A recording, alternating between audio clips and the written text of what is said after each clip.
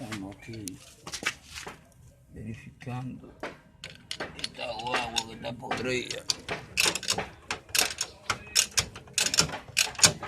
Estamos bregándola, arreglándola, ponerla.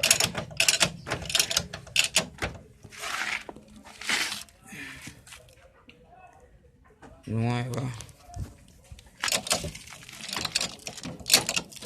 Hay unos cuantos